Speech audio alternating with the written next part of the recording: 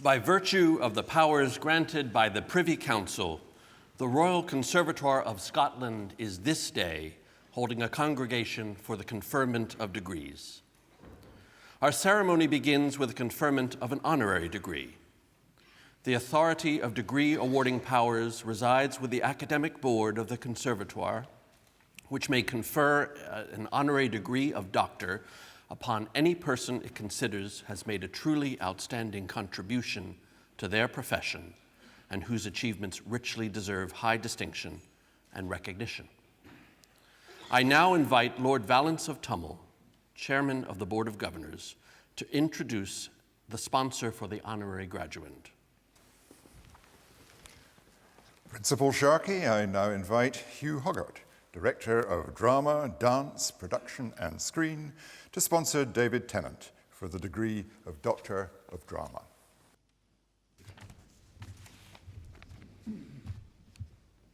My Lord Chairman, Governors of the Conservatoire, members of the Academic Board, graduands, lords, ladies and gentlemen. In this 400th anniversary year of Shakespeare's death, what could be more appropriate and timely than to honour one of the UK's finest Shakespearean actors?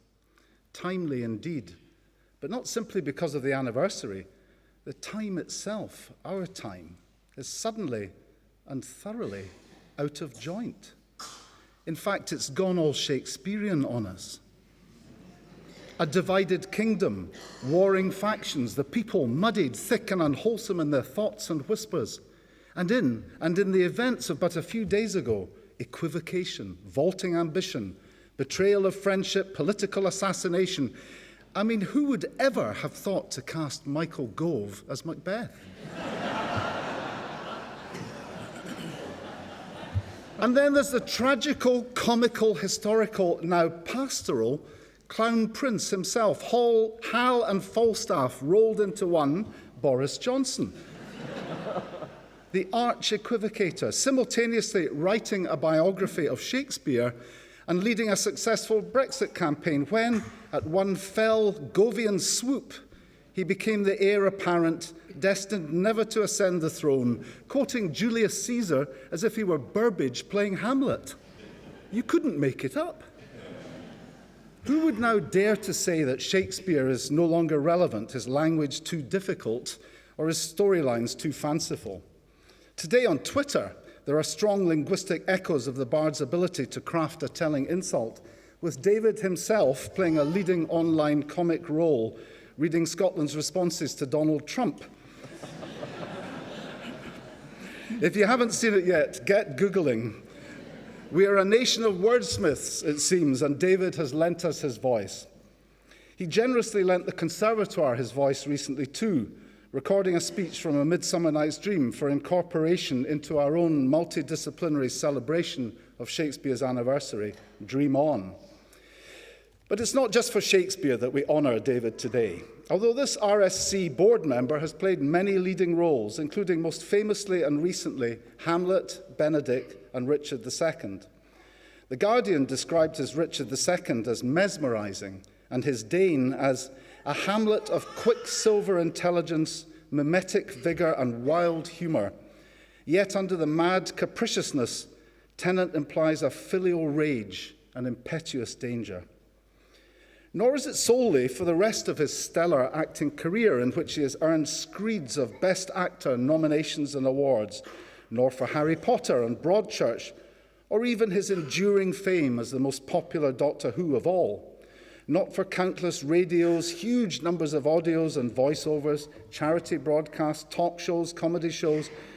Not even for the moment when our whole disunited nation cheered as he slam-dunked just a minute at his first attempt. David is universally loved and admired and has achieved a great deal. But I would suggest we admire and now honour him not only for his brilliance and extraordinary success over the last 25 years, but for who he is and how he behaves, for his essential character.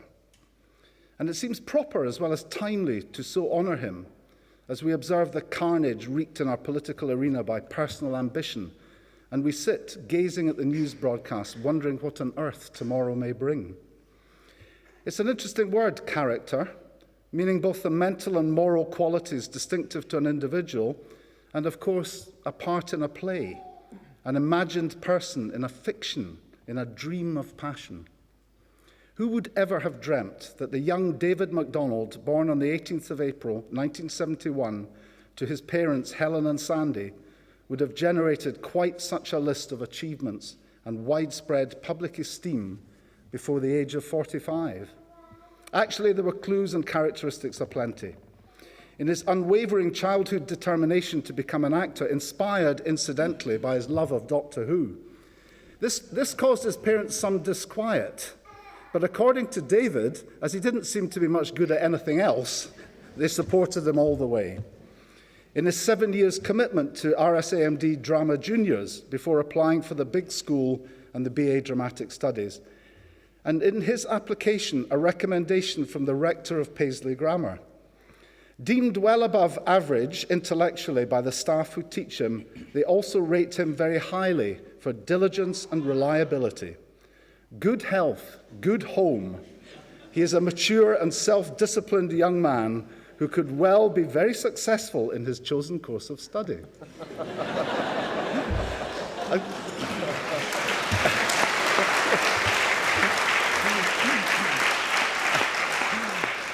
I guess that's the first time you've heard those, David.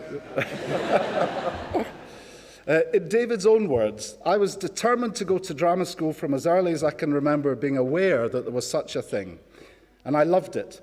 I went straight from school, so being released from double maths into double movement was just heaven. I made great friends, grew up a lot, and I felt like I was finally doing what I wanted to do.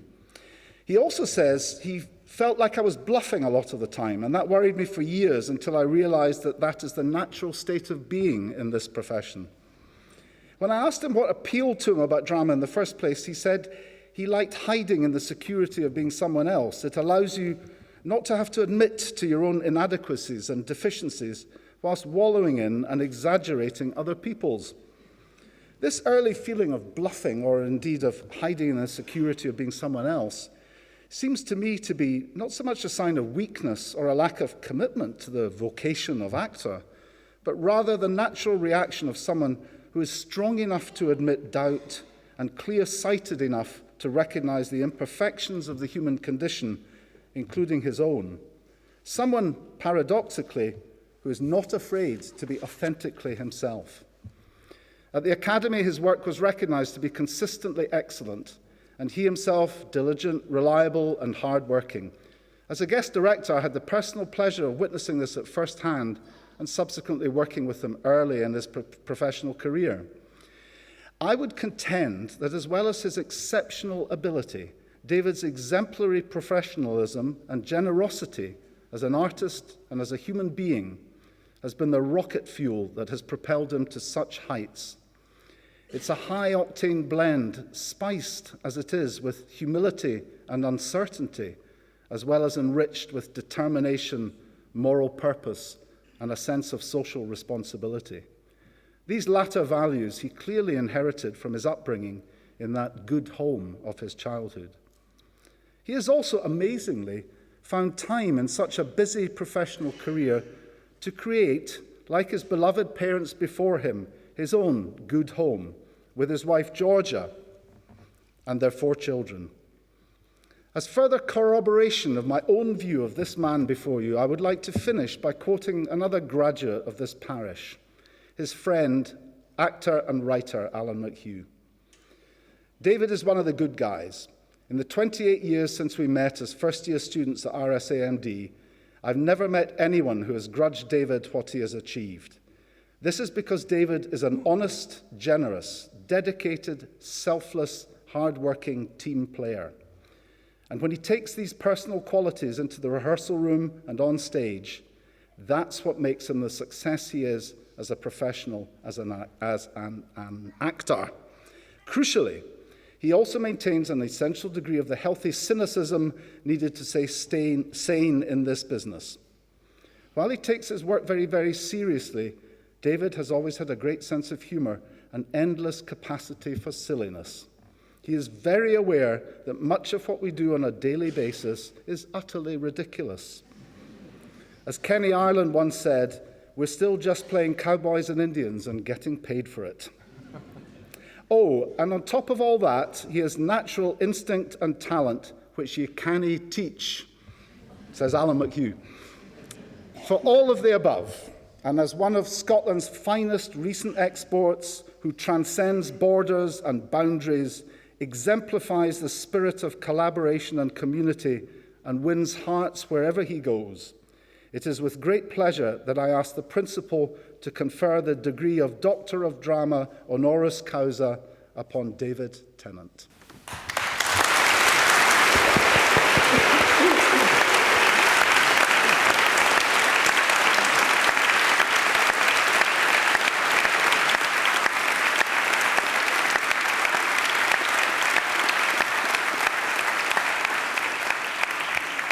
David Tennant, by virtue of the powers granted by the Privy Council to the Royal Conservatoire of Scotland to confer an honorary degree of the Conservatoire upon any person it may deem worthy of such distinction, and in the name of the Academic Board, I confer upon you the degree of Doctor of Drama honoris causa. Thank you. Congratulations.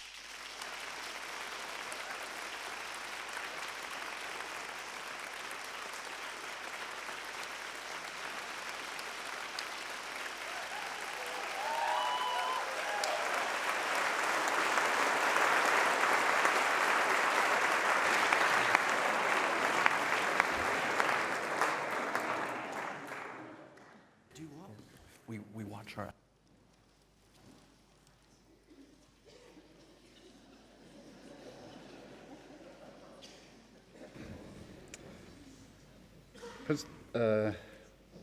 Lost my place. Excuse me. Got it. Ladies and gentlemen, a performance by Robert Ginty and Charlotte Driesler in celebration of the work of Dr. David Tennant.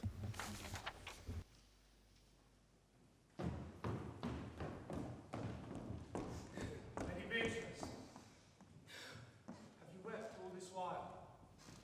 Yea, and I will weep a while longer. I will not desire that. You have no reason, I do it freely. Surely.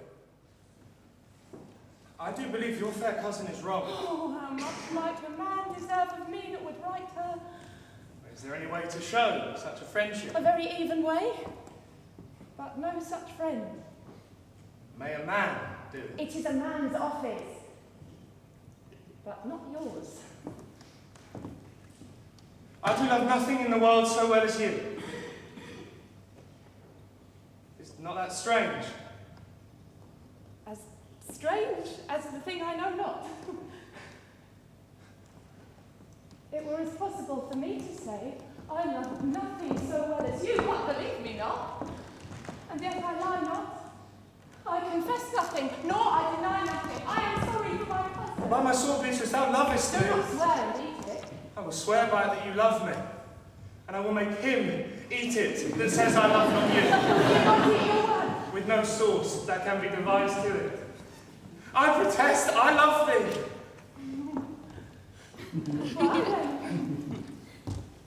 God forgive me. What offence, sweet Beatrice? You have stayed me in a happy hour. I was about to protest I love you. Then do it, with all thy heart. I love you with so much of my heart. There is none left to protest.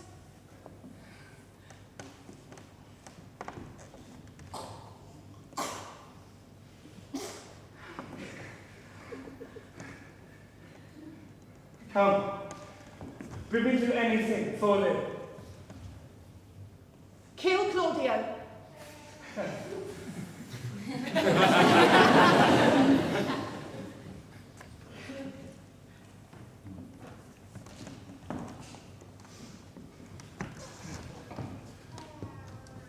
Not for the wide world. You kill me to deny it.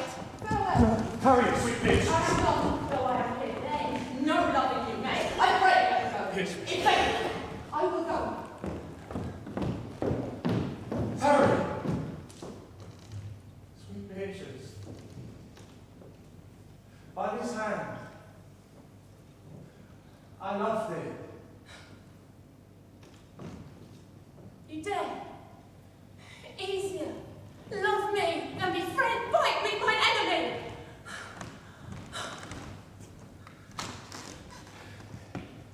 It's Claudio, my enemy. Is he not approving the height a villain that had slandered, scorned, dishonoured my kinswoman?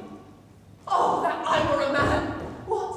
Bear her in hand until they come to take hands, and then, with public accusation, uncovered slander, unmitigated rancor, oh God, that I were a man! I would eat his heart in the marketplace, talk with a man out of the window, a proper saying, sweet hero, she is wronged, she is slandered, she is undone. Prince of the counties, surely, a princely testimony, a goodly count confect, sweet gallant, surely, oh, that I were a man for his sake, or that I had any friend, would be a man for my sake. But manhood is melted into curtsies, valour into compliment, and valour only turned into tongues, and prim ones too. He is now as valiant as Hercules that only tells a lie and swears it. I cannot be a man with wishing, therefore I will die a woman with grieving. Sweet nations. What is how I love thee? Use it for my love, some other way, and swearing by it. Think in your soul how Claudio hath wronged hero. Nay, as sure as I have a thought or a soul. Enough. I am engaged. I will challenge. Kiss your hand. So I leave you. By this hand, Claudio shall render me a dear account. As you hear of me, so think of me. Go. Comfort your cousin. For I must say she is dead, and so farewell.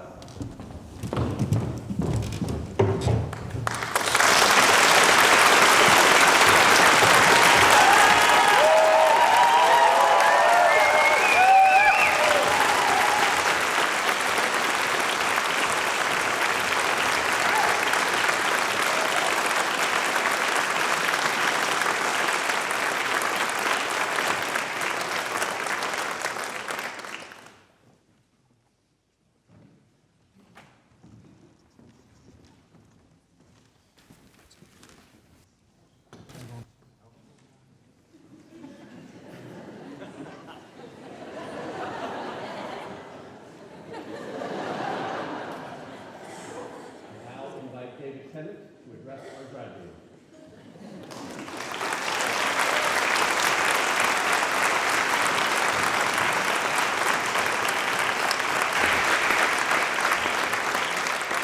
I don't know what you do with a bonnet and the...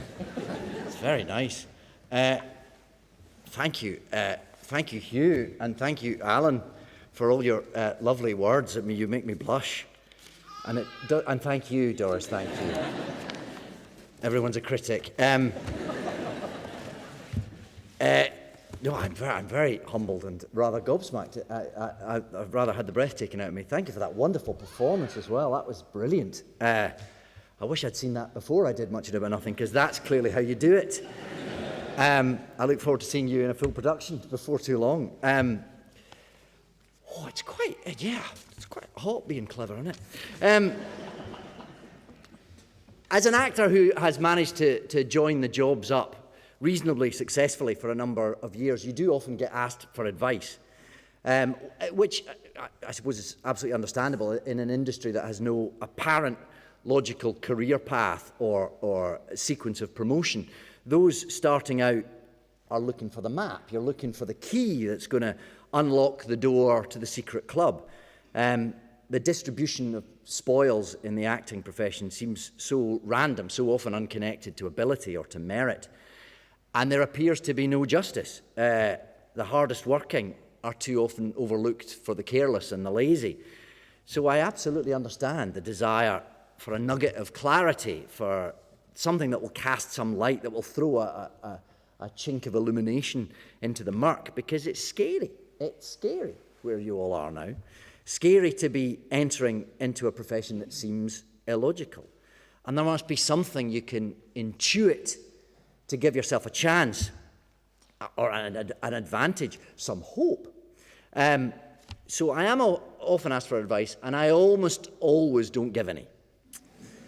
Because it doesn't make sense. It's horribly unfair. It's impossible to plan your life, murderously difficult to get a mortgage or support a family, and the uncertainty and the insecurity that it feeds you with on a daily basis can sometimes be asphyxiating. And that doesn't go away, I'm afraid.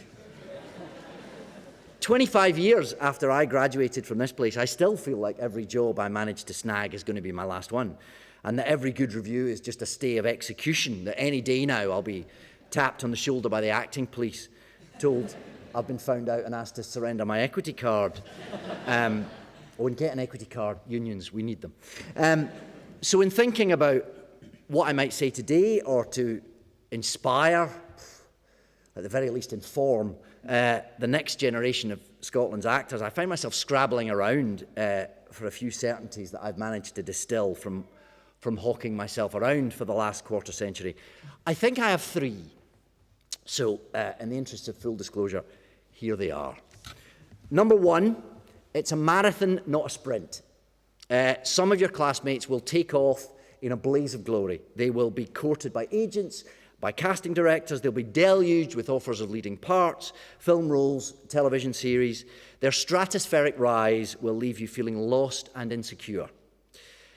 Perhaps more of you will tick along, picking up occasional acting jobs, making ends meet with part-time jobs, not setting the West End ablaze or bothering BAFTA just yet, but you'll feel like you're still in the game, however irregularly. And then some of you will struggle. The phone will not ring. You might be spending more time behind the counter in Starbucks than you are in audition rooms for a wee while. Whatever group you fall into, just keep breathing. Everyone has a different moment. There's not a whole lot you can do about that. But what are you in it for? Do you want to burn brightly for a couple of years and then spend the next 40 wondering where the first-class flights went?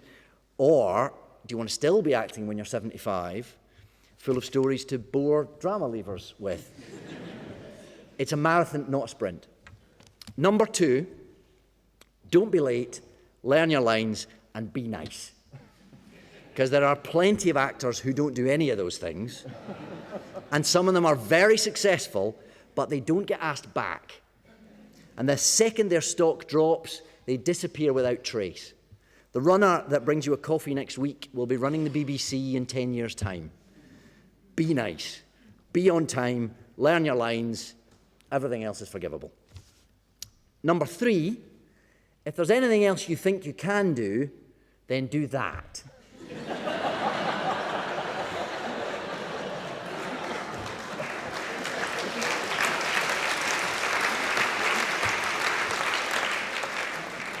It's not a job for the sane. It's not a job for the equivocal. You'll probably be skint, miserable, and eaten up with jealousy for a large proportion of your time. So if you can, spare yourself all that, be nice to yourself, and do something else. But if you can't, if you really, really have to, then good luck. And I realise I'm striking a slightly pessimistic tone with that last one, but that's what people do. They will try to put you off. It's pragmatic and sensible to do so. I don't apologise for it. But here's the secret. There's another reason people do that, and it's because they're jealous. And I'm jealous too. I'm jealous of you all starting out and beginning your life in this profession that's given me so much joy and so much fulfillment, that has given me a wife and a family, and yes, even eventually a mortgage. It's a wonderful journey that you have ahead of you. Because what a joy, what a privilege it is to tell stories, to thrill people, to move people, to help people understand the world around them, to take people into their dreams and to expand their horizons, to challenge people and to just make the world a wee bit better. So you're here, this is it. You set out today and it's all potential. What larks ahead? It might be a bit shitty from time to time, but it's not like you're qualified to do anything else.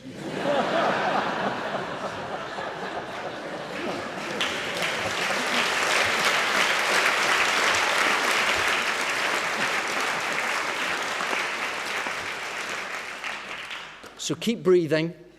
Above all else, enjoy yourselves. Remember, it's all nonsense. And whatever else you do, don't give advice. Thank you very much.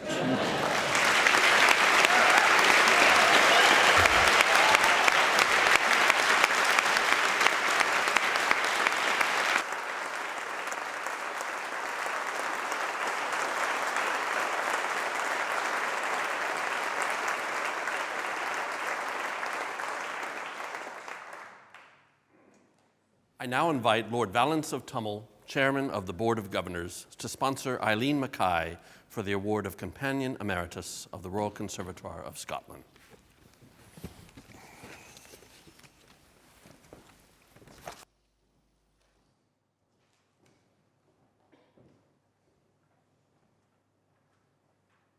Ladies and gentlemen, now you know what it feels like to follow David Tennant, which is why I did something else.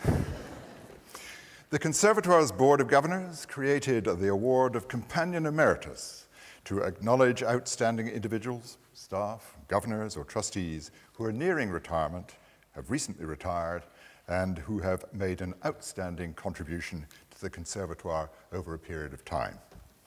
We have set the bar for the award of Companion Emeritus very high, but it will come as no surprise to those who know her that our recently retired governor, Eileen Mackay, cleared that bar with meters to spare. Eileen joined the board in 2007, and over the past 9 years, the Conservatoire has benefited enormously from her knowledge, expertise, and engagement. The Conservatoire is a philanthropic institution. It was founded by the Victorian philanthropists who put up the original capital.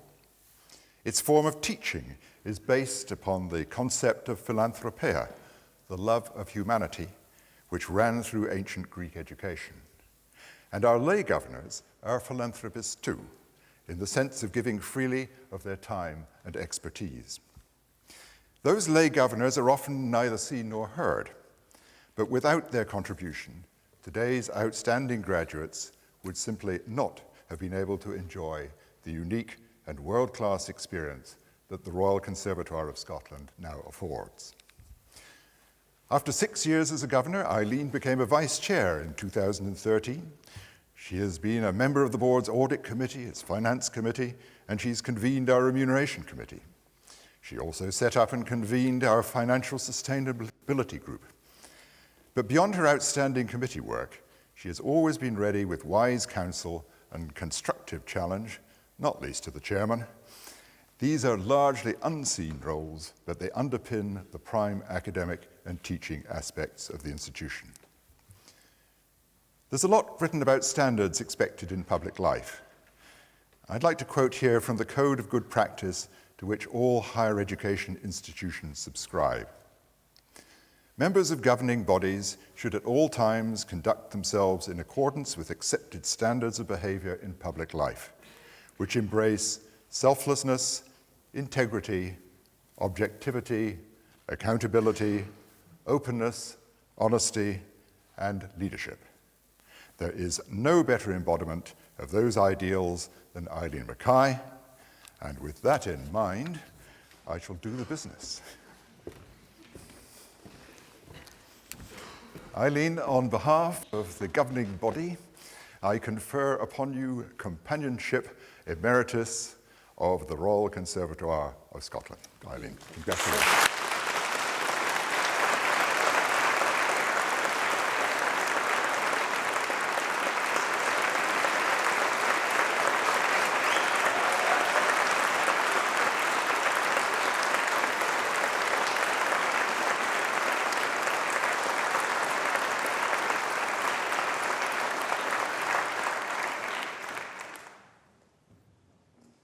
I invite the directors to present the graduands for their awards. Principal, in the name of the School of Drama, Dance, Production and Screen, and with the authority of the Academic Board of the Royal Conservatoire of Scotland, I present to you these graduands who have been found worthy to receive the degree of Bachelor of Arts, Acting. Catherine Barr.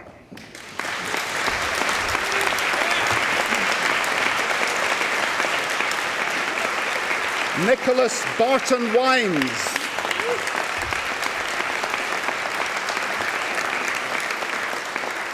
Elizabeth Buckley.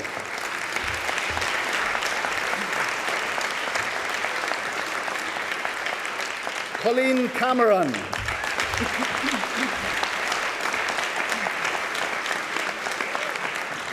Charlotte Driesler.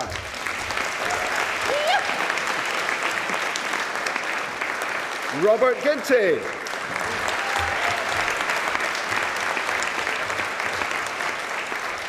Ryan Haviland.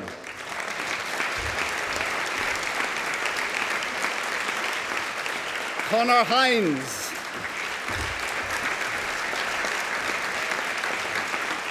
Jamie Hughes.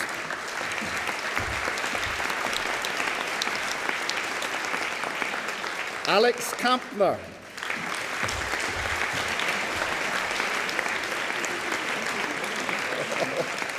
Rebecca King, I think.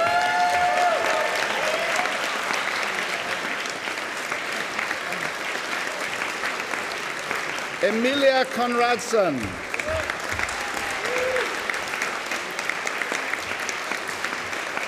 Daniel Lien.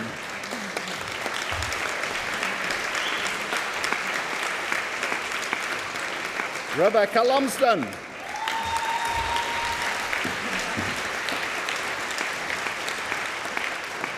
Thierry Mabonga.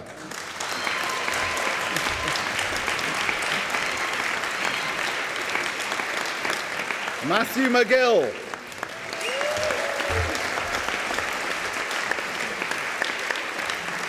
Sarah Miele.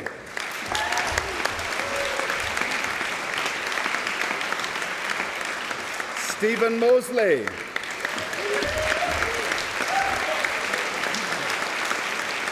Shane Murphy.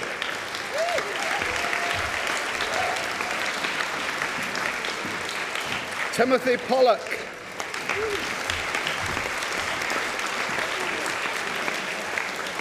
Lauren Scott.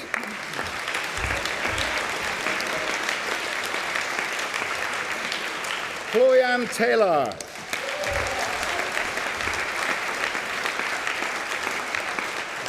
Jakob Vigeland.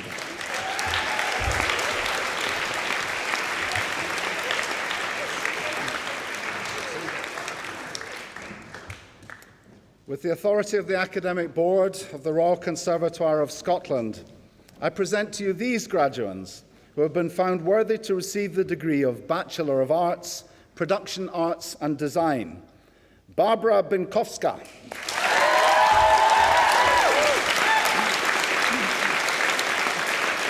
Lindsay Davidson.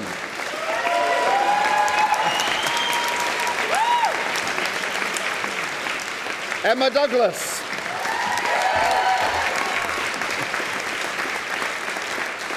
Aurora Gibson.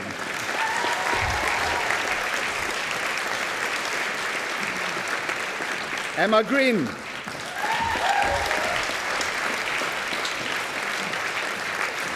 John Guest.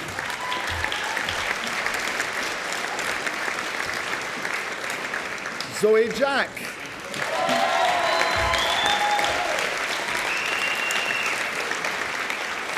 Anne LeBlond.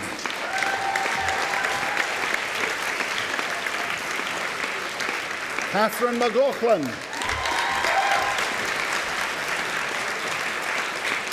Jack Murphy.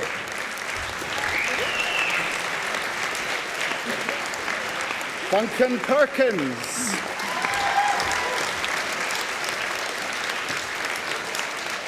Anna Preston.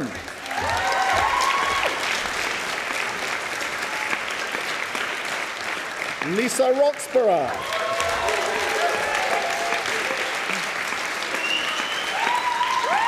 Amy Shearer.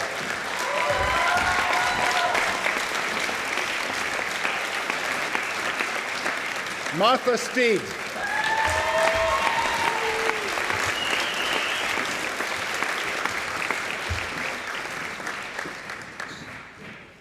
With the authority of the Academic Board of the Royal Conservatoire of Scotland, I present to you these graduates who have been found worthy to receive the degree of Bachelor of Arts, Production Technology and Management. Hannah Allen.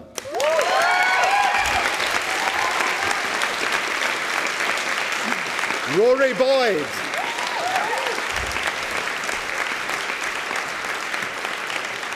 Stephen Cunningham.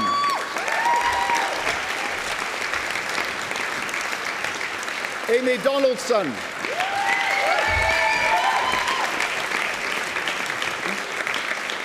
Riona Gilliland.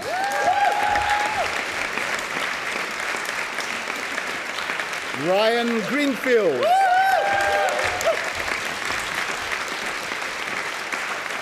Alex Kilgara.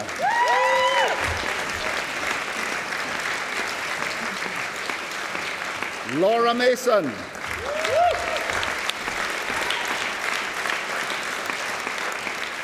Kiri Newberry.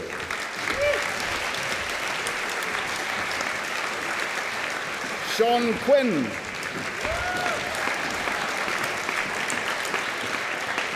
Astrid Rothmeyer.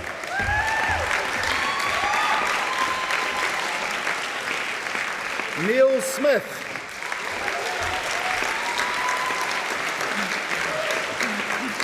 Judy Stewart.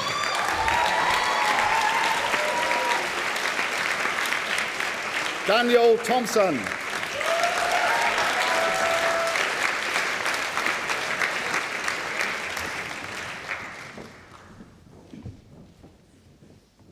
Principal, in the name of the School of Music and with the authority of the Academic Board of the Royal Conservatoire of Scotland, I present to you these graduates who have been found worthy to receive the degree of Bachelor of Arts in Scottish Music. With honours of the first class, Ruth Mackay.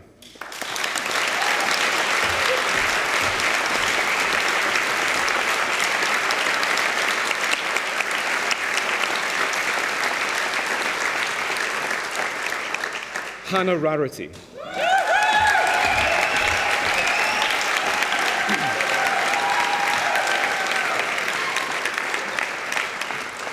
Sally Ann Scott.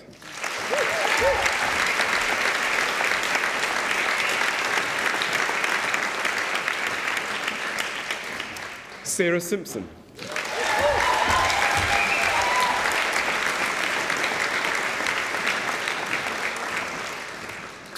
With honours of the second class, Joseph Fleming.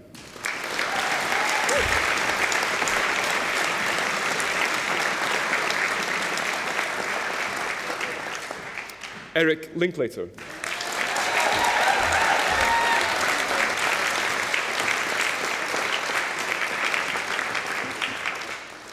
On behalf of the partnership comprising the Conservatoire and the National Piping Centre, and with the authority of the Academic Board of the Royal Conservatoire of Scotland, I present to you these graduates who have been found worthy to receive the degree of Bachelor of Arts in Scottish Music Piping.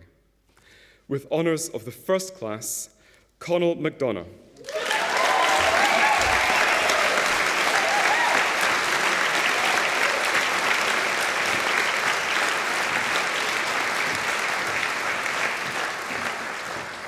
With honours of the second class, Caitlin MacDonald.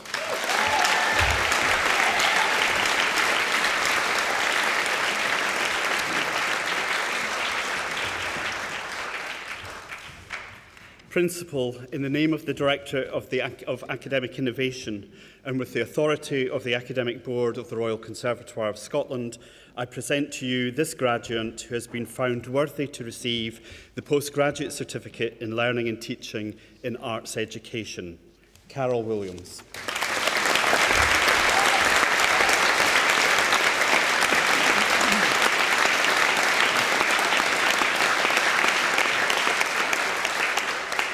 With the authority of the Academic Board of the Royal Conservatoire of Scotland, I present to you these graduates who have been found worthy to receive the Postgraduate Certificate in Learning and Teaching in Higher Arts Education. Gordon Adams.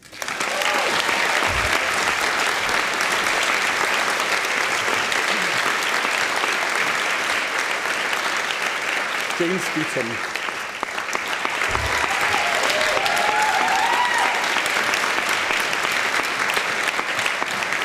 Rachel Brewery.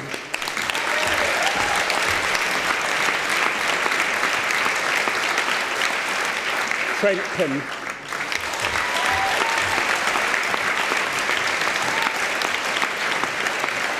Diana Loosemore.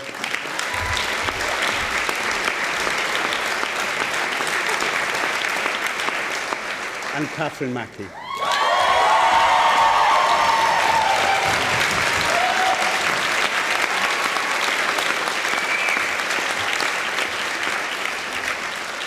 With the authority of the Academic Board of the Royal Conservatoire of Scotland, I request that you confer the appropriate degree upon those graduates listed in absentia in the programme. I confer these degrees in absentia.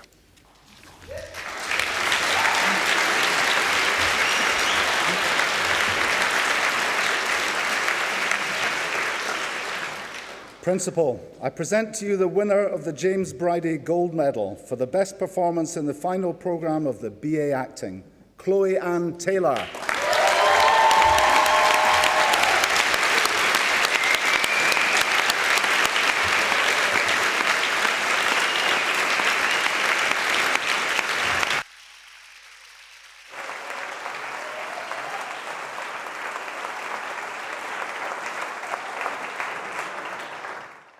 Ladies and gentlemen, I now invite the Principal to confer the title of Professor.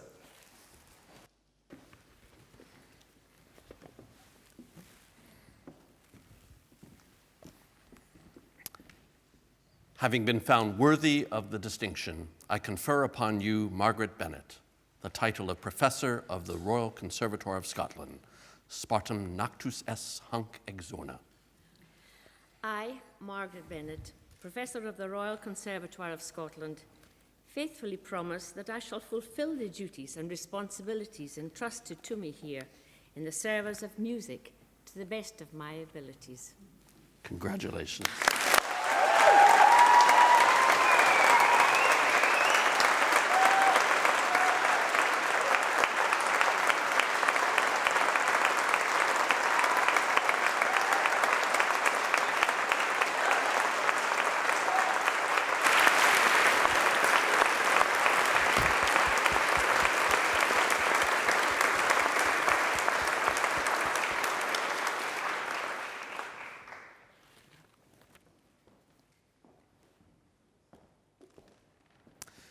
Having been found worthy of the distinction, I confer upon you, Stephen Broad, the title of Professor of the Royal Conservatoire of Scotland, Spartum Nactus es Hunc Exona.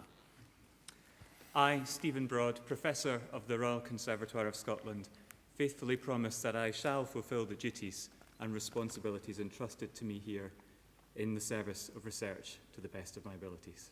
Many congratulations, Stephen.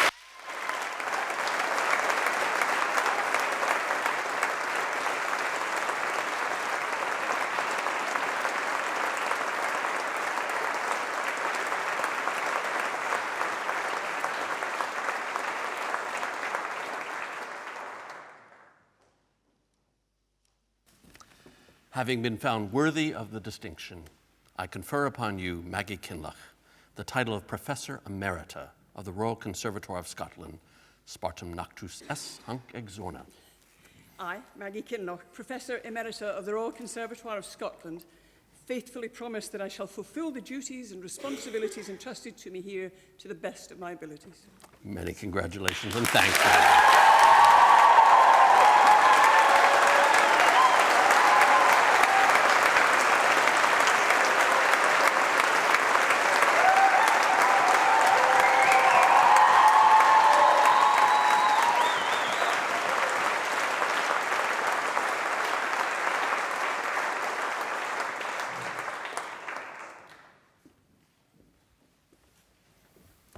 Lord Valence, honored guests, graduates, ladies and gentlemen, thank you all for joining us on this very special day.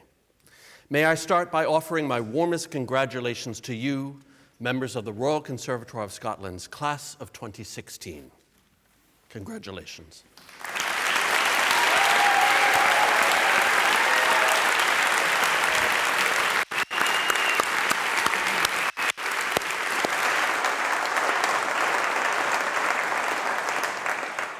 Every one of you sitting up here with me should be incredibly proud of what you've achieved. I'd like to thank you all for what you've contributed to our community inside and outside of these walls, all through what you've dreamed, created, and shared. We're also delighted today to have been able to celebrate and honor our new professors and our supportive friends, the Companion Emeriti. And it would be remiss of me not to add a special word of congratulations to our newest honorary doctor, or on this occasion, our new doctor. David, we're just thrilled to have you here. Your inspirational speech just now, and even more your conversation yesterday, just talking about your varied career on all three platforms, the highs, the lows, the steady state, and being nice and humane the whole time, served as an inspiration to all of us, so thank you. Now on to the class of 2016. You've showed yourselves to be great citizens of the Conservatoire of Glasgow and Scotland.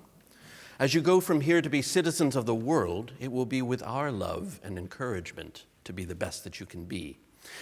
And in thanking you and celebrating your achievements, there's a group of very special people that you and I also have to thank for the part they've played in supporting you. And that's your family and friends, here to share this moment with you today, as well as those not able to be with us today. Graduates, just as they're celebrating your achievements, can I ask you to be upstanding and to applaud your audience as a way of saying thank you for being here and thank you for everything they have done to make your journey to RCS possible.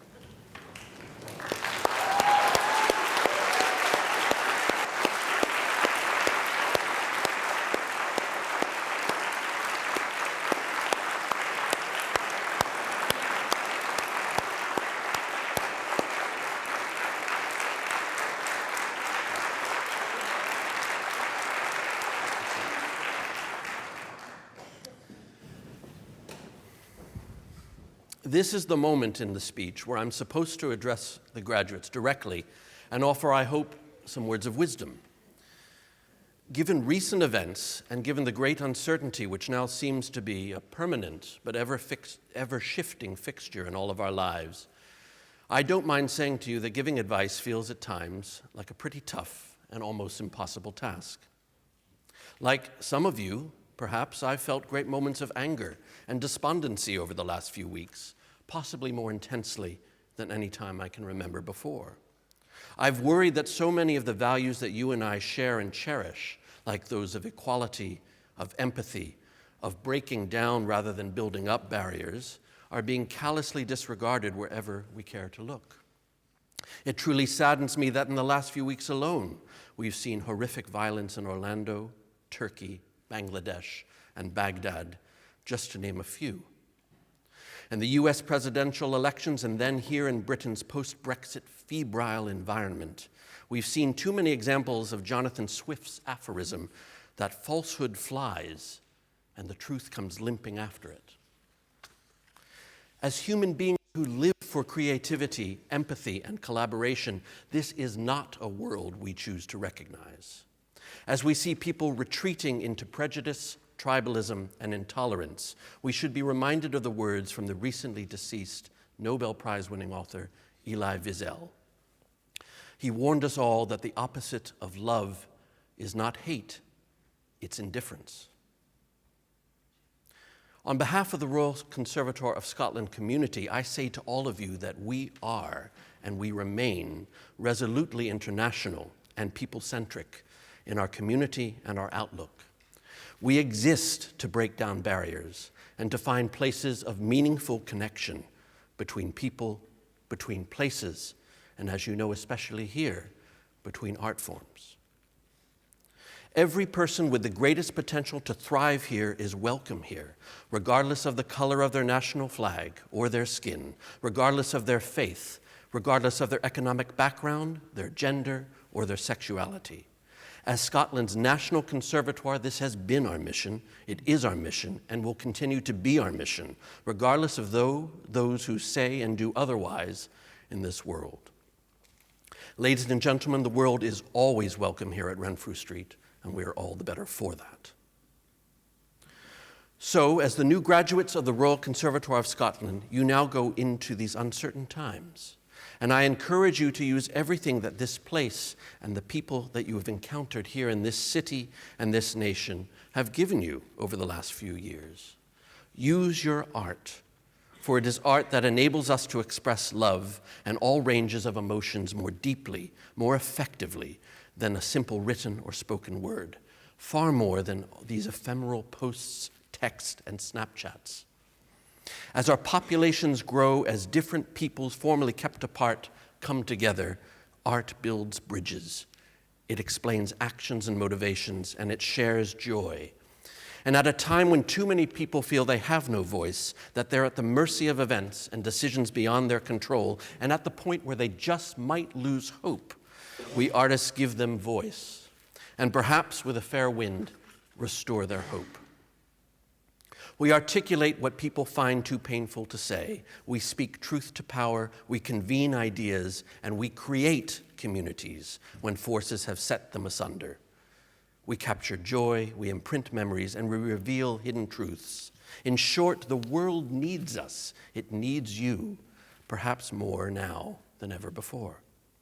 As the world reeled after the death of President Kennedy in 1963, the great Leonard Bernstein called on artists everywhere to respond by making art more intensely, more beautifully, and more devotedly than ever before. So I send you from here with that same mission, across art forms, across communities and nations, wherever your life leads you next. Name the unnameable, communicate the unknowable, and help us all find a way to a better and kinder future. Thank you.